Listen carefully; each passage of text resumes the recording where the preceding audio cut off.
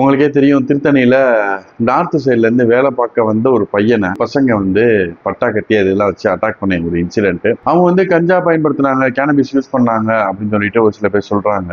ஒரு சில பேர் அவங்க ஆல்கஹால் பயன்படுத்தி இருந்தாங்க, போதையில இருந்தாங்க அப்படின்னு சொல்லி சொல்றாங்க. இன்னைக்கு காலையில நியூஸ் பேப்பர்ல என்னன்னா சிம்பிளா அவங்க எந்த விதமான ஒரு டெஸ்ட் பண்ணல எந்த விதமான ஒரு போதைப் பொருளுமே பயன்படுத்தல அப்படின்னு போட்டிருந்தது.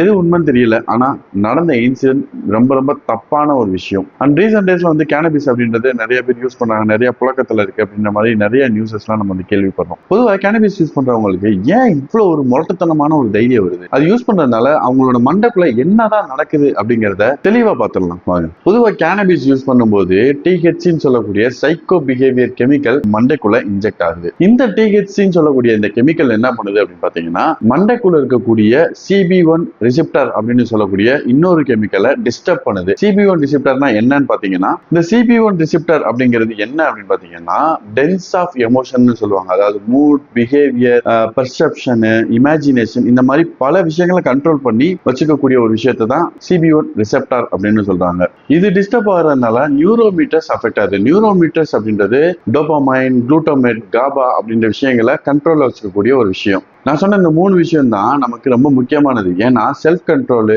பயம், சந்தோஷம், ஒரு முடிவு எடுக்கிறது, இந்த மாதிரியான உணர்வுகளை தூண்ட வைக்கிறதுக்கு இந்த 3 dopamine, glutamate and GABA use ஆகுது. இதனுடைய தன்மையை கேனபிஸ் இழக்க வைக்குது.